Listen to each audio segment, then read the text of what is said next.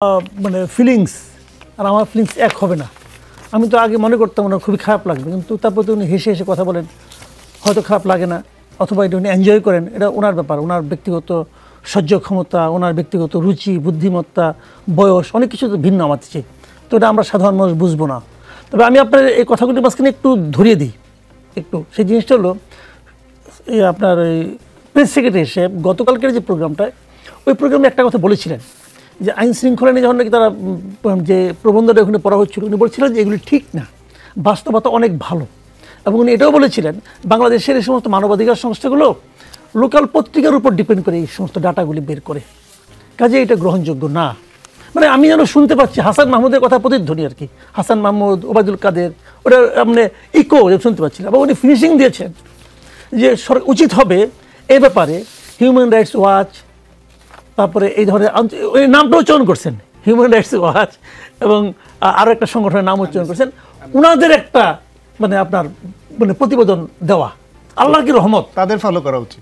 আল্লাহর কি রহমত পরের দিনই, আমরা বুধবার দিন এবং বৃহস্পতি পরের দিন আল্লাহর রহমতে পরের দিন হিউম্যান রাইটস ওয়াচ এই প্রতিবেদনটা দিয়েছেন। আমার জানার খুব ইচ্ছা এই যে আপনার হাসান মাহমুদ এবং ওবায়দুল কাদেরের ব্লেন্ডিংয়ে সংকর প্রক্রিয়ায় যে নিয়ে আসছেন আমাদের এখন কথা বলছেন, উনি এখন কি বলেন? হিউম্যান রাইটস ওয়াচ বলছে, হিউম্যান রাইটস ওয়াচ কথাটা শেষ করছে কীভাবে? পুরো প্রতিবেদনটা আমি পড়ছি, প্রতিবেদনের শেষ দিকে কী বলা হয়েছে আমি আপনাকে ওইটা আবার প্রথম আলো অনুবাদও করছে, প্রথম আলো অনুবাদটা ভালোই করছে, আমি পড়ে দেখছি। তো শেষটা থেকে আমি শেষ প্যারাটা পড়ি। হিউম্যান রাইটস ওয়াচের এশিয়া অঞ্চলের উপপরিচালক মীনাক্ষী গাঙ্গুলি বলেন, বাংলাদেশ সরকারের সন্ত্রাস বিরোধী আইনের অপব্যবহার বন্ধ করা উচিত। আইনটি রাজনৈতিক দমন পীড়নের সমার্থক হয়ে উঠছে, রাজনৈতিক দমন পীড়নের সমার্থক হয়ে গেছে আইনটা।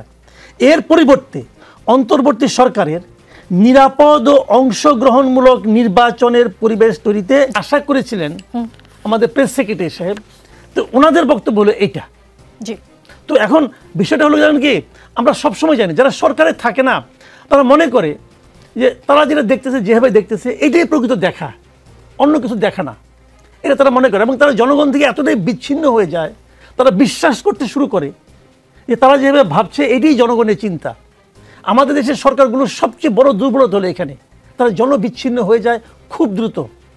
এই শফিকুল আলম একসময় সাংবাদিক ছিল ভাই, সে তো একসময় সাংবাদিক ছিল, সে তো মানুষের সঙ্গে মিশত, এত দ্রুত কিভাবে বিচ্ছিন্ন হয়ে গেল এই 6 মাসের ক্ষমতায়, এটা ভাই আমি বুঝি 1-1.5 বছরের ক্ষমতায়। মানবাধিকারের একটা আন্তর্জাতিক রাজনীতি আছে এবং মানবাধিকারের রিপোর্টগুলো আমাদেরও গণমাধ্যমে কোন প্রেক্ষিতে কোন টোনে আলোচনা হয় সেটার একটা পলিটিক্স আছে। দেখেন, গত পরশুদিন বাংলাদেশে মানবতা বিরোধী অপরাধ ট্রাইব্যুনালে গুমের 2টা মামলার চার্জশিট হয়েছে। বাংলাদেশের বিভিন্ন বাহিনীর সাবেক প্রধান, গোয়েন্দা সংস্থার ডিজিএফআইয়ের সাবেক 5 জন প্রধান সহ প্রায় 22 জনের এগেনস্টে ক্রস মামলার আছে, চার্জশিট দেওয়া হয়েছে। এবং আমি দেখলাম যে আমরা যারা রেগুলার টেলিভিশনে যাচ্ছি, মন্তব্য করতেছি, কোনো টেলিভিশনে এই বিষয়ে আমি কোনো আলোচনা টকশো শুনি নাই। তাহলে প্রশ্ন হচ্ছে যে বাংলাদেশের ইতিহাসের সবচেয়ে মানে ব্রুটাল জেনোসাইড নিয়ে আমাদের গণমাধ্যমে যেই লেভেলের কাভারেজ দেখলাম, এবং আমি গণমাধ্যমের প্রত্যেকটা মেজর পত্রিকা টেলিভিশনের রিপোর্ট দেখলাম, সেখানে অলমোস্ট আমার দেশ ছাড়া প্রায় সবাই এটাকে খুবই একটা মাইনর সেকেন্ড পেজে এক কলামে নিচের দিকে ছোট করে নিউজ করেছে। আমি পার্সোনালি এই সপ্তাহের অথবা গত 2-3 দিনের কোনো টকশোতে এই টপিকে আলোচনা শুনি নাই। তাহলে প্রশ্ন হচ্ছে যে আমাদের ইতিহাসের সবচেয়ে বড় রিপোর্টটি আমার হাতে, আমি হাতে নিয়ে আপনি যখন এই কথা বলছেন আমার হাতে, আপনি কেন মনে করেন গণমাধ্যমগুলো যতটা গুরুত্ব দেওয়ার দরকার ছিল দেয়নি কেন? সেটা কেন? একটা বড় কারণ হতে পারে আওয়ামী লীগের আমলে যেগুলো হয়েছে, বিভিন্ন জায়গা থেকে আমি শুনতে পেয়েছি যে বাংলাদেশের এজেন্সিগুলো এখানে সিরিয়াসলি ইন্টারফেয়ার করেছে যেন এটা নিউজ না করা হয়, নিউজ করে নিউজ নামায় নিয়েছে, এরকম ঘটনা আমি পার্সোনালি জানি। এখন প্রশ্ন হচ্ছে যে আমরা যখন মানবাধিকার নিয়ে কথা বলবো আমাদেরকে ইকুয়ালি সাহসিকতার সাথে কথা বলতে হবে এটা নিয়ে। এবং মাসুদ ভাই কারেক্টলি বলেছে যে মানবাধিকারের বিষয়টা কোনো সরকারই খুব পজিটিভলি নিতে পারে না। তো সেই জন্য আমি যেটা এক্সপেক্ট করেছিলাম, এই রিপোর্টগুলো যদি আমাদের একটা মানবাধিকার কমিশন ফাংশনাল থাকতো, এর প্রত্যেকটা জিনিস সিম্পলি রেফার করে দেওয়া দরকার ছিল যে এই অভিযোগগুলো এসছে, এই সংগঠন এই রিপোর্টের উপরে ভিত্তি করে এটা করেছে, আপনারা এটা থরলি রিভাইজ করেন, থরলি ইনভেস্টিগেট করে যেখানে যেখানে আমার আইনের ব্যত্যয় ঘটেছে সেখানে রাষ্ট্র অ্যাকশন নেবে। প্রশ্ন হচ্ছে পলিটিক্যালি লতিফ সিদ্দিকী, পান্না, কার্জন এই ধরনের বাটপাটদের ব্যাপারে আমাদের সিরিয়াস বক্তব্য আছে, কিন্তু একটা কথা আমরা বারবার বলেছি যে হাসিনার মতো একটা ক্রিমিনাল জাতীয় শত্রুর ব্যাপারেও রাষ্ট্রকে মানে ব্রুটালি ইনসাফ করতে হবে, কারণ ইনসাফের প্রশ্নটাই হচ্ছে রাষ্ট্র, এবং এইটা যদি আমরা করতে ব্যর্থ হই যে কারো ক্ষেত্রে, তাহলে সেটাতে রাষ্ট্র কালেকটিভলি সম্মিলিতভাবে ক্ষতিগ্রস্ত হবে। সেটা আমাদের সশস্ত্র বাহিনীর লোক যদি ইনভলভ থাকে, ডিজিএফআইয়ের প্রধান যদি ইনভলভ থাকে, পুলিশের র্যাবের সাবেক ডিজি অথবা আইজি যদি ইনভলভ থাকে, অথবা যে কেউ সেখানে ইনভলভ হোক, তাদের সবার ব্যাপারে এই ন্যায্যতার প্রশ্ন, বিচারিক ইনসাফের প্রশ্ন কোনোভাবে কম্প্রোমাইজ করা যাবে না। এই জন্য আমি ইনভাইট করব ইন্টারিম অ্যাডমিনিস্ট্রেশনকে, যে অভিযোগগুলো এসছে এগুলো সিরিয়াসলি হিউম্যান রাইটস কমিশন অথবা যে কোনো বডিকে রেফার করেন, ইনভেস্টিগেট করুক, ক্রস চেক করুক, যেখানে যেখানে আইনের ব্যত্যয় ঘটেছে সেখানে যেন সুবিচারের ব্যবস্থা করা হয়। জি, মাসুদ কামাল, হাসনাত আব্দুল্লাহ বলেছিলেন সাবের হোসেন চৌধুরীর নেতৃত্বে আওয়ামী লীগ পুনর্বাসনের প্রস্তাব দিয়েছিলেন সেনাপ্রধান ওয়াকারুজ্জামান। তখন এটা নিয়ে অনেক আলোচনা হয়েছে। এখন আবার সাবের হোসেন চৌধুরীর বাসায় 3 দেশের রাষ্ট্রদূত গিয়েছেন এবং দীর্ঘ মিটিং করেছে, এমন একটি খবর প্রকাশ হবার পর এ নিয়ে ব্যাপক আলোচনা। সাবের হোসেন চৌধুরীর নেতৃত্বে কোনো আওয়ামী লীগ আসবে কিনা, আপনি কোনো লক্ষণ দেখেন কিনা? আসলে রাজনীতিতে এর প্রভাব কি হতে পারে, ক্ষতি কি, লাভ কি? আসবে কিনা এটা ওরা বলতে পারবে, এটা আমি বলতে পারবো না। এবং আসবে লক্ষণ দেখেন কিনা? হ্যাঁ, লক্ষণ দেখেন কিনা? আমি লক্ষণ দেখি না, এই কারণে কি দেখেন, আমি বলি আপনাকে, আমার বিবেচনায় মানে সাবের হোসেন চৌধুরী তো ইমিডিয়েট মানে হাসিনা যে সরকার ছিল সে সরকার একটা মন্ত্রী ছিল, ফুল মন্ত্রী, ফুল মন্ত্রী ছিল ভাই। হাসিনা যে দোষে দোষী সে দোষে সেও দোষী। আমি বিশ্বের সঙ্গে লক্ষ্য করি যে অন্য অনেক মন্ত্রীরা জেলে যাচ্ছে, উনি জামিন পেয়ে গেছেন একদিনের মাথায়। ভাই কি ভাই, আমার কাছে এটা ক্লিয়ার না, কিন্তু আমি ওনার জামিন পাওয়াতে আহত হয়ে গেছি তা কিন্তু বলছি না। আমি বলছি যে ভাই সবাই তো পেতে পারে, তাহলে আর যদি অন্যরা না পায়, উনিও হত্যা করা হয়েছে যে গভর্নমেন্টের আমলে, সেই গভর্নমেন্টের একজন সক্রিয় মন্ত্রী, তো উনি যদি নতুন করে আবার আওয়ামী লীগকে পুনর্গঠন করতে চান, তো যে আওয়ামী লীগ ছিল সে আওয়ামী লীগ হবে, সেই আওয়ামী লীগ হবে। তো উনি ওনার চেহারা সুন্দর অথবা ওনার ক্লিন শেভড, এটাই কোনো যোগ্যতা? অথবা উনি বড় ব্যবসায়ী, এটা কোনো যোগ্যতা? অথবা উনি সালাউদ্দিনের কাছে যদি আত্মীয়, এটা কোনো যোগ্যতা? আমরা তো এই ধরনের যোগ্যতাকে বিচার করতে চাই না। আমার কাছে কথা ক্লিয়ার ভাই, ওনার নামে আমি শুনেন, বাংলাদেশে রাজনীতি করার অধিকার সবারই আছে, আর বাংলাদেশে প্রত্যেকটা অপরাধের শাস্তি চাওয়ার অধিকার আমাদের আছে। বাংলাদেশে কোনো অপরাধ আপনার বিচারের সম্মুখীন না হয়ে চলে যাবে, এটা আমি চাই না। যে কারো বিরুদ্ধে কোনো বিচার আওতায় আনতে হবে। তো আপনি তো ওনার বিচার তো অন্যভাবে করতেছেন। এখন যদি শুরু থেকে আমরা টের পাই যে আপনার প্রতি এক ধরনের সফটনেস কাজ করতেছে গভর্নমেন্টের অথবা জুডিশিয়ারের, যদি টের পাই আমরা হতাশ হবো। আমাদের তো আর কিছু করার নাই, ক্ষমতা নাই, আমরা হতাশ হবো, নাহলে আনন্দিত হবো। এখানে আমরা হতাশ হবো। এখন যাকে নিয়ে আমি হতাশ হচ্ছি সে এসে নিয়ে আবার আওয়ামী লীগ করবে অথবা কোনো একটা দল করবে, সেই দলে বিদেশিরা আসুক আর যে কেউ আসুক, স্বয়ং ট্রাম্প আসলো, ভাই আমার মন্তব্য এইটাই, এখানে আমার কোনো ভিন্ন মন্তব্য নেই। ডাক্তার শাখাওয়াত হোসেন শান্ত, বিএনপি স্থায়ী কমিটির সদস্য আমির খুসরু মাহমুদ চৌধুরী বলেছেন কে কার বাড়িতে মিটিং করছে এটা নিয়ে বিএনপির মাথা ব্যথা নাই। রাজনৈতিক বিশ্লেষক ডাক্তার জাহিদুর রহমান বলেছেন এই মুহূর্তে যখন আওয়ামী লীগ নির্বাচনে পার্টিসিপেট করতে পারবে না, এটা প্রায় নিশ্চিত, তখন ইউরোপের রাষ্ট্রদূতদের এই বৈঠক তাৎপর্যপূর্ণ। বিএনপির কাছে কেন মানে এই বিষয়টা গুরুত্বপূর্ণ মনে হচ্ছে না, বা বিএনপির কোনো মাথা ব্যথা নেই? এইটা বিএনপির মাথা ব্যথা নাই কেন সেটা বিএনপি বলতে পারবে, তবে এইটা আমি আশা করি আপনি যেভাবে দলটিকে পর্যবেক্ষণ করেন এখনো এটা এমন কোনো ম্যাটার হয়ে দাঁড়ায় নাই যেটা নিয়ে বিএনপির মাথা ঘামাতে হবে। বৈঠক করেছে, দেখা করেছে, সৌজন্য সাক্ষাৎ হতে পারে। সাবের হোসেন চৌধুরী বাংলাদেশের পার্লামেন্টারিয়ান হিসেবে তিনি কমনওয়েলথ যে পার্লামেন্টারি বোর্ড সেটারও তো বাংলাদেশ সভাপতিত্ব করেছে, তিনি ছিলেন, তার আন্তর্জাতিক সম্পর্ক এই পর্যায়ে আছে, ব্যক্তিগত সৌজন্য রক্ষার জন্য যেতে পারে, সেটা তো দোষের কিছু না, বা এটা বাংলাদেশের আইনেও নিষেধ না। যদি এটা কোনো রাজনৈতিক রূপান্তরের দিকে আগায়, এমন কিছু হয়, নিশ্চয়ই রাজনৈতিক দল হিসেবে বিএনপি তখন তাদের পজিশন ন্যায্য যেটা রাজনৈতিক সেটা নিবে।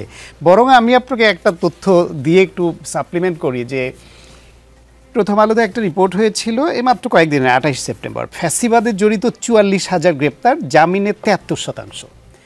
ফ্যাসিবাদে জড়িতদের যাই 44,000কে গ্রেফতার করেছে তার মধ্যে 73%কে জামিন দিয়েছে। সেখানে সাংবাদিক পান্নাকে বা ঢাকা বিশ্ববিদ্যালয়ের শিক্ষক 8 জনকে জামিন দেওয়া যাচ্ছে না কেন? তারা এত গুরুতর ষড়যন্ত্রে লিপ্ত হলে সরকারের তো উচিত ছিল সেটা কোনো না কোনোভাবে এক্সপোজড করা। যদি এক্সপোজড না করে তাহলে মীনাক্ষী গাঙ্গুলি কিংবা হিউম্যান রাইটস ওয়াচ বা ইন্টারন্যাশনাল যারা আসুক, যাদের যে রিপোর্ট দিয়েছে এই রিপোর্টই হওয়ার কথা। যখন তাদের গ্রেফতার করেছে এবং যখন জামিন দেওয়া পর্যন্ত হয়নি তখন আমি এটা নিয়ে অনেক জায়গায় কথা বলেছি যে এইটা বাংলাদেশের জন্য অন্য একটা ক্ষতি করলো। কারণ বাংলাদেশে হয়তো তারা তাদের বয়ান খাওয়াতে পারবে গণ অভ্যুত্থান পরবর্তী সময়ে এই ফ্লোতে, কিন্তু বিদেশি যে আপনার হিউম্যান রাইটস অর্গানাইজেশন, বিদেশি সংবাদ মাধ্যম, তাদেরকে সরকার যা বলবে তাই গ্রহণ করবে এমন না। মীনাক্ষী গাঙ্গুলিকে আজকে ওনাদের খারাপ লাগতে পারে, কিন্তু 16 বছর ধরে আওয়ামী লীগের ফ্যাসিবাদকালে এই মীনাক্ষী গাঙ্গুলির সঙ্গে আমাদের নানানভাবে যোগাযোগ হয়েছে এবং আমরা বাংলাদেশের হিউম্যান রাইটস ভায়োলেশন নিয়ে তাকে তথ্য দিয়েছি এবং তিনি যথাযথ রিপোর্ট করেছেন আমরা দেখেছি। সুতরাং তাকে অত বায়াসড এটা ভাববার কারণ নাই, বরং তিনি আওয়ামী লীগের আমলে যে মানবাধিকার হরণ হয়েছে সেটা নিয়ে সাংঘাতিকভাবে তার বিরুদ্ধে সোচ্চার ছিলেন, ভূমিকা রেখেছেন এবং হিউম্যান রাইটস ওয়াচ সেই রিপোর্ট করতো বলে আওয়ামী লীগ সরকার হিউম্যান রাইটস ওয়াচকে বিএনপি জামাতের অঙ্গ সংগঠন বলতো। আর আজকে সেই সংগঠন এই রিপোর্ট দিয়েছে। সুতরাং আপনি শুধুমাত্র লোকাল পত্রিকার থেকে নেয় বা বিভিন্নভাবে এই কথা বলে এড়িয়ে যাবেন সেটা বলার সুযোগ নাই।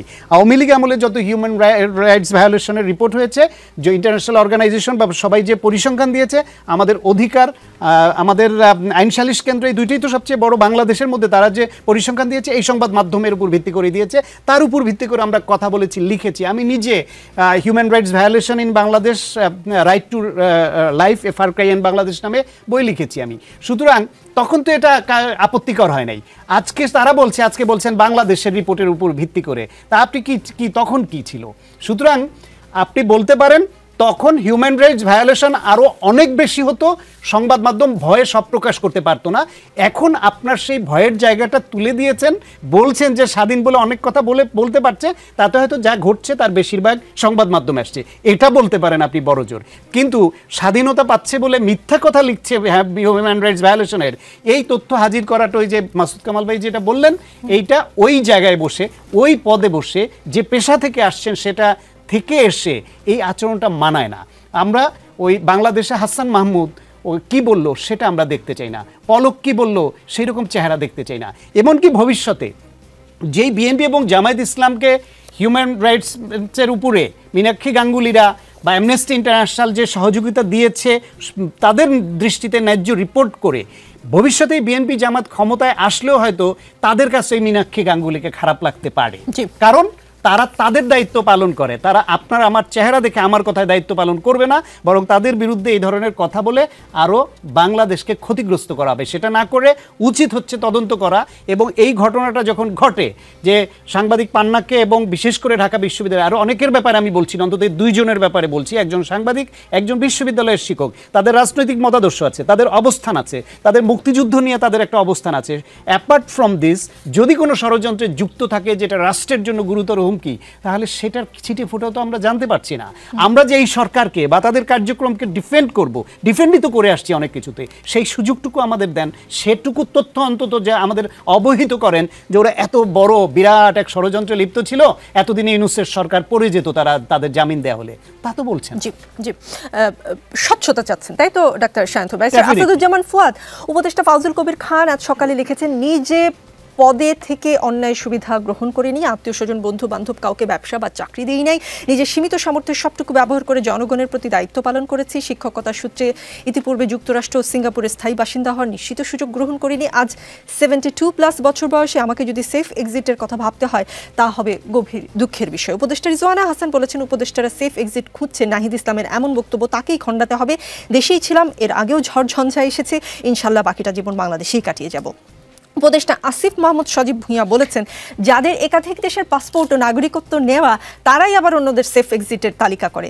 বলছেন, যারা 5 আগস্ট পালিয়েছিল তাদের সিম্প্যাথাইজাররা কষ্টে মরে যাচ্ছে, বারবার ফ্যাসিস্টদেরই পালাতে হবে। এনসিপি আর উপদেষ্টা পরিষদকে মুখোমুখি অবস্থানে চলে গেলেন, এরকম কিছু মনে হচ্ছে? না, আমার কাছে তা মনে হয়নি। আমার কাছে মনে হয়েছে যে নাহিদ, সার্জিস থেকে শুরু করে যারা এই সেফ এক্সিটের আলোচনা তুলছে, এটা আসলে একটা ফ্রাস্ট্রেশন থেকে তুলছে যে গণ অভ্যুত্থান থেকে আসা যে সরকার, যে অ্যাডভাইজাররা এসছেন, তাদের কাছ থেকে তারা যে রোল এবং পারফরমেন্স আশা করেছিলেন, এটা তারা ডেলিভার করতে পারেন নাই কালেকটিভলি। এটা আমরা বারবার বলেছি, যে প্রফেসর ইউনূসের সামনেও আমরা বলেছি, এবং সেজন্য আমরা বারবার বলেছি যে আপনার উপদেষ্টা পরিষদকে কোনো না কোনো ফর্মে জবাবদিহিতার অধীনে আনা দরকার।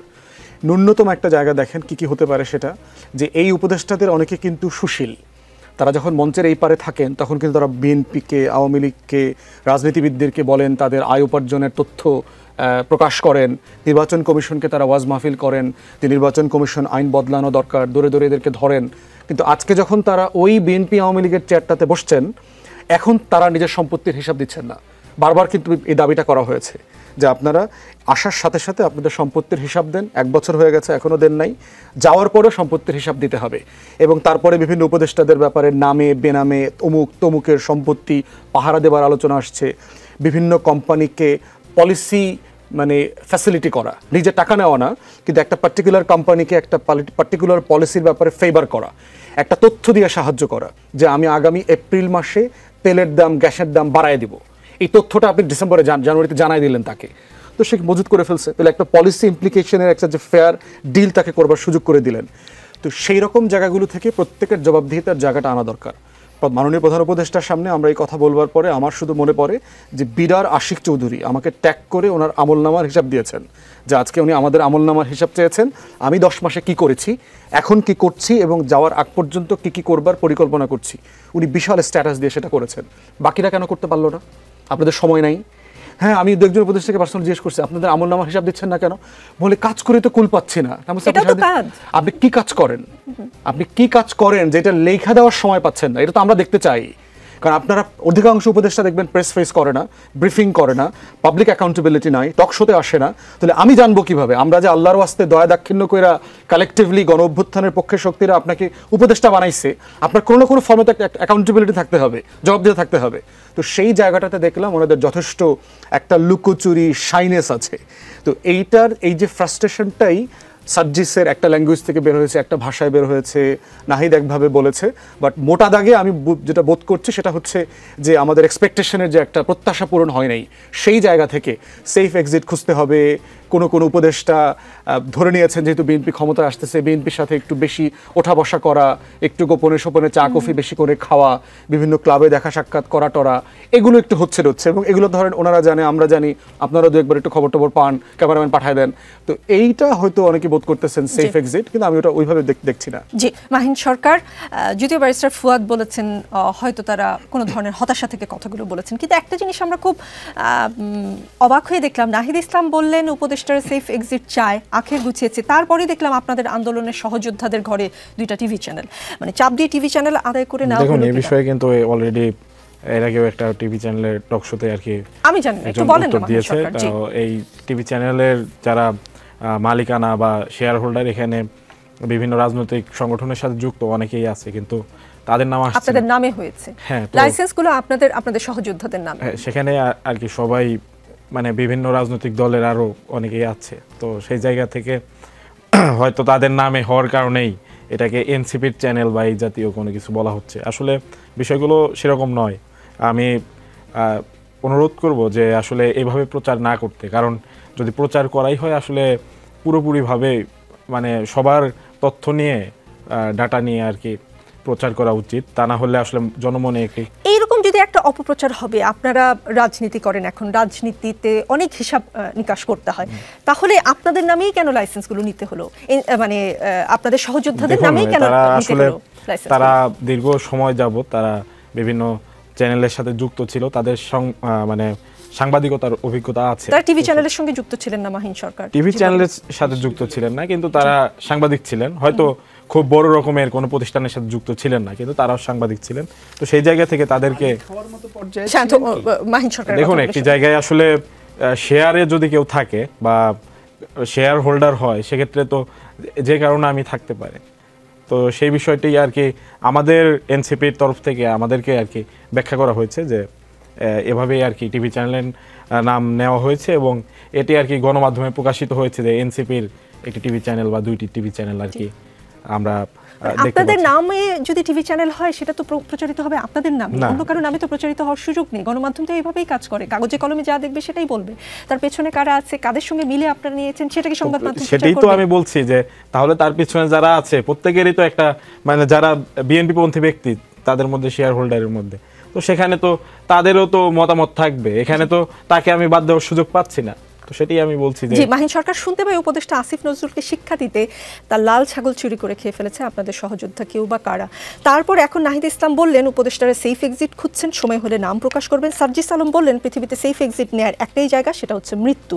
যে ছাত্র নেতৃত্বের পরামর্শে এই অন্তর্বর্তী সরকার গঠিত, তারাই কেন সেফ এক্সিটের কথা বলছে? আমি একটা উদাহরণ আমি দেই, মতিউরের ছাগল দিয়ে শেখ হাসিনা সরকারের পতন শুরু, এটা এমনটা অনেকেই বলেন। আসিফ নজরুলের লাল ছাগল দিয়ে আপনারা কি কোনো কিছু শুরু করলেন কিনা? দেখুন, আমরা আসলে লাল ছাগল এবং সেফ এক্সিট দুটোই আমি চাচ্ছি যে খণ্ডাতে, কারণ এটি মানুষের প্রশ্ন অনেকেরই। আসলে সেফ এক্সিট বিষয়টা অনেক এখন শোনা যাচ্ছে। সেফ এক্সিট বলতে আসলে নাহিদ ইসলাম কি বুঝিয়েছেন তিনি আসলে সবচেয়ে ভালো বলতে পারবেন। এখন আমার কাছে মনে হয় সেফ এক্সিট বলতে আসলে অনেকেই ধরে নিচ্ছে তারা হয়তো বিদেশে পালিয়ে যাবে উপদেষ্টারা বা সেরকম। আসলে এই যে উপদেষ্টা মণ্ডলী আছে তাদের কিন্তু অ্যাকাউন্টেবিলিটির জায়গা কম। ফুয়াদ ভাই বললেন যে তারা কিন্তু প্রেসকে কম ফেস করে, তো তাদেরকে কোশ্চেন আসলে কে করবে? আমি তো গিয়ে কোশ্চেন করতে পারবো না। এখানে গণঅভ্যুত্থানের নাহিদ সাহেব একজন নেতা, আমিও একজন ভূমিকা রাখা ব্যক্তি, তো আমারও কিন্তু অনেক কোশ্চেন আছে, আমার অনেক বলার জায়গা দরকার, কিন্তু তাদেরকে বলার মতো কোশ্চেন